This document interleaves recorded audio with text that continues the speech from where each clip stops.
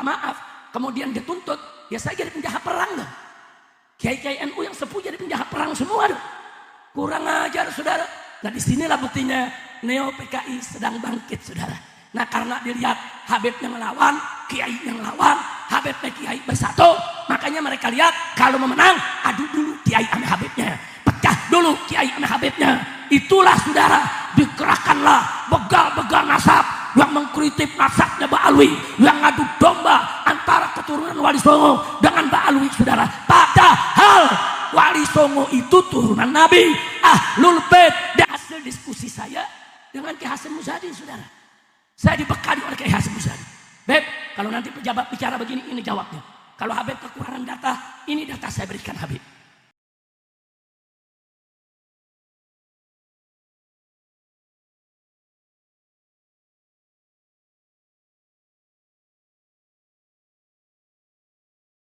Dulu di tahun 1965, ketika terjadi pemberontakan PKI, banyak terjadi bentrokan di berbagai daerah. Ulama yang dibunuh, santri yang dibantai, pondok pesantren yang dibakar, saudara. Nah ketika itu guru kita semua, almarhum wal maghfurullah, Al-Habib Soleh Al-Hamid, Habib Soleh Tanggul, saudara, itu mewasiatkan kepada umat untuk membaca satu sholawat karangan Kiai, saudara, yaitu sholawat Badar, saudara. Dan itu disebarkan dari Jakarta, Jawa Barat, Jawa Tengah, di mana-mana, saudara. Dan umat di mana-mana mengamalkan. Dan itu saat kritis, saudara. Kalau sampai kita kalah, PKI yang menang, Indonesia menjadi negara komunis, saudara. Jadi saat itu, saudara, yang bergerak, yang angkat senjata, perempuan-perempuan di rumah banyak yang baca selawat Badar, saudara. Majelis-majelis taklim, pesantren, masjid. Dan itu menjadi doa kita ketika itu untuk melawan PKI. Alhamdulillah menang, saudara. Nah sekarang Neo PKI bangkit. Saya tahun 2016 diundang oleh ratusan purnawirawan TNI, saudara, di satu gedung terbuka Balai Kartini untuk saya menyampaikan 20 indikasi kebangkitan PKI. Saya jabarkan dengan slide dan saya buktikan, bukan sekedar ngomong. Indikasi pertama ini buktinya. Indikasi kedua ini buktinya. Itu di tahun 2016. Hari ini di tahun 2025, 20 yang sudah saya paparkan bukan lagi indikasi, sekarang sudah terjadi. Makanya saya pertanyakan kepada para purnawirawan tersebut, saudara. Waktu itu Pak Tri hadir, Pak Saidin Iman sepuhnya TNI hadir, saudara. Saya pertanyakannya kemana?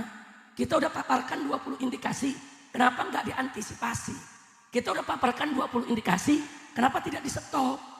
Sekarang semua sudah terjadi, saudara. Nah maka itu gerakan-gerakan politik yang adu domba antara kiai sama kiai, ulama sama ulama, ulama sama habaib, ini semua gerakan Neo PKI yang pura-pura bersorbankan Islam, berbaju Islam, penipu. Makanya hati-hati, sudah. Makanya dari awal ceramah saya tadi saya sampaikan, saya bahagia.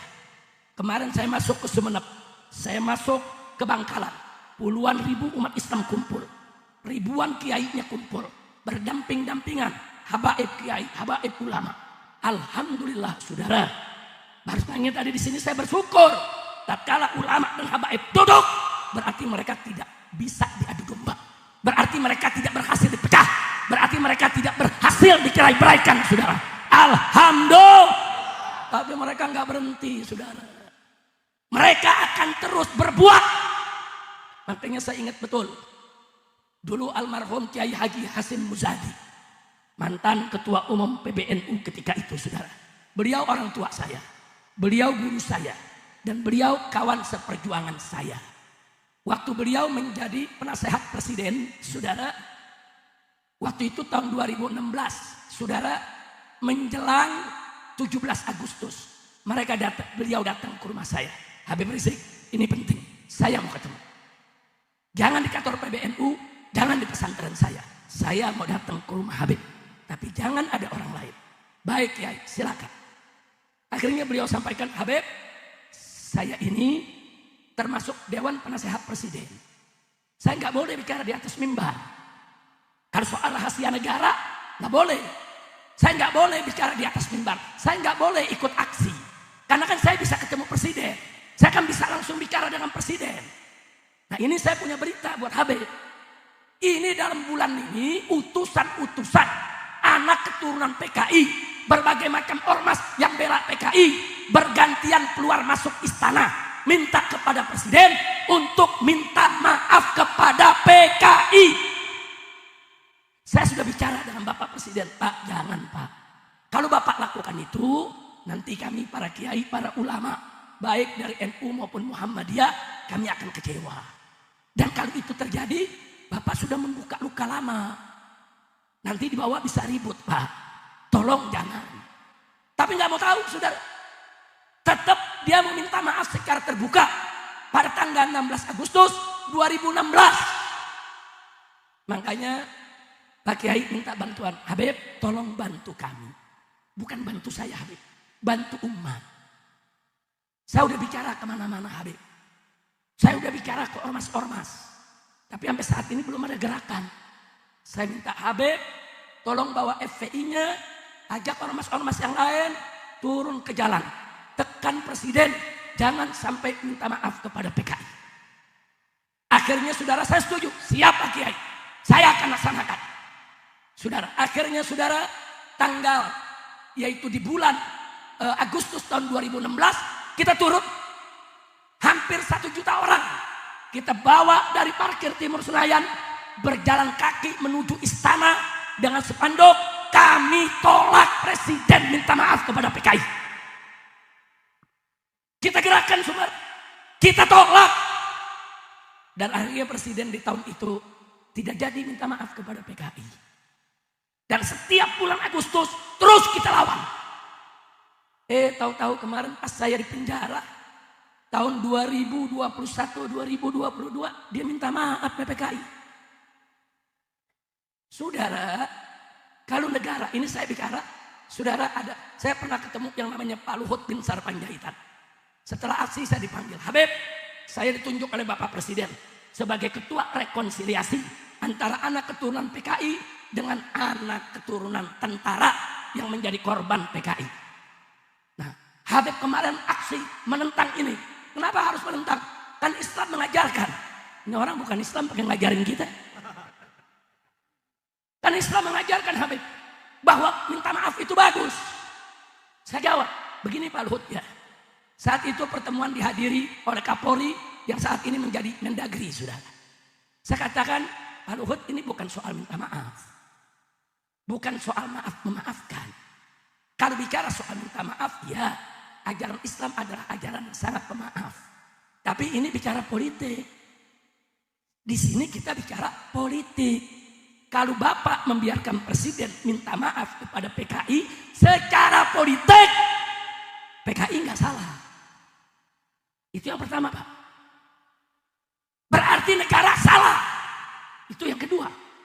Yang ketiga, berarti yang saat itu bentrok lawan PKI, saudara, NU-nya, Bansernya, Muhammadiyahnya, semua ormas Islam, mereka semua bersalah.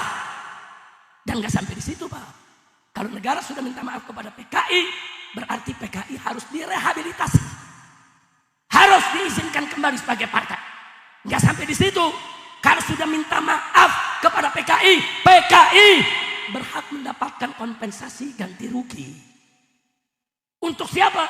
Untuk keluarga mereka yang terbunuh, maupun yang dipenjara, maupun yang merasa menderita sepanjang Orde Baru. Dan nggak sampai di situ, Pak. Kalau sampai negara minta maaf, maka PKI bisa mengajukan tuntutan bahwa semua kiai-kiai NU yang tahun 65 menjadi pimpinan Banser ikut perang lawan NU, mereka dituntut di pengadilan HAM sebagai penjahat perang. Dan ini hasil diskusi saya dengan Kiai Hasyim Muzadi, saudara. Saya dibekali oleh Kiai Hasyim Muzadi. Beb, kalau nanti pejabat bicara begini, ini jawabnya. Kalau Habib kekurangan data, ini data saya berikan Habib. Nggak main-main saudara. Jadi saya katakan kepada Pak Luhut, tunggu dulu minta maaf. Nggak bisa. Terus dia bilang apa? Enggak Beb, kita cuma mau kumpul di satu ruangan. Nanti di ujung acara anak keturunan PKI dengan anak turunan tentara ya peluk-pelukan lah, selesai. Presiden gak minta maaf Beb. Saya katakan, Anda sebagai jenderal, saya bertanya, apa Anda bisa memberikan jaminan tertulis saat ini juga kalau nanti Jokowi bicara di panggung, Jokowi tidak minta maaf kepada PKI? Dia diam saudara. Ya saya nggak kasih jaminan. Terus kok Anda sebagai tentara enak betul memberikan jalan. 2016 nggak jadi, 2017 nggak jadi, sampai saya hijrah ke Mekah 2018 nggak jadi.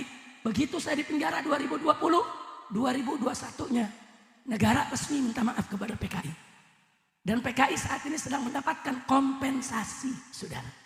Ya, mereka belum melangkah lebih jauh. Hati-hati. Ki Hasim bercerita kepada saya, Habib, dulu tahun 65 saya ini komandan Banser. Saya ikut perang. Jadi kalau nanti PKI ini dimaafkan, negara minta maaf, kemudian dituntut, ya saya jadi penjahat perang dong. Kiai-kiai NU yang sepuh jadi penjahat perang semua dong. Kurang ajar saudara. Saya mau tanya saudara, dulu saat perang terjadi, NU lawan PKI, yang salah siapa? NU atau PKI? Banser atau PKI? Tentara atau PKI? Negara atau PKI? PKI yang salah. Dia yang mesti minta maaf, bukan negara yang minta maaf. Betul? Takbir. Makanya setelah saya keluar dari penjara, saya sudah bentuk tim saudara, sampai hari ini sedang bekerja supaya keputusan presiden yang minta maaf kepada PKI dibatalkan. Enggak, kita enggak berhenti saudara. Nah disinilah buktinya Neo PKI sedang bangkit saudara. Nah karena dilihat Habib yang melawan, Kiai yang melawan, Habib dan Kiai bersatu, makanya mereka lihat kalau mau menang, adu dulu Kiai sama Habibnya, pecah dulu Kiai sama Habibnya. Itulah saudara, dikerahkanlah begal-begal nasab yang mengkritik nasabnya Mbak Alwi, yang adu domba antara keturunan Wali Songo dengan Mbak Alwi saudara. Padahal Wali Songo itu turunan Nabi, Ahlul Bait dari Imam Ubaidillah karangan Mbak Alwi. Kalau mereka membatalkan nasab Mbak Alwi, berarti mereka membatalkan nasab Wali Songo. Kurang ajar. Dia mau adu saudara. Begitu saya mau tanya semua di sini, jujur jawab.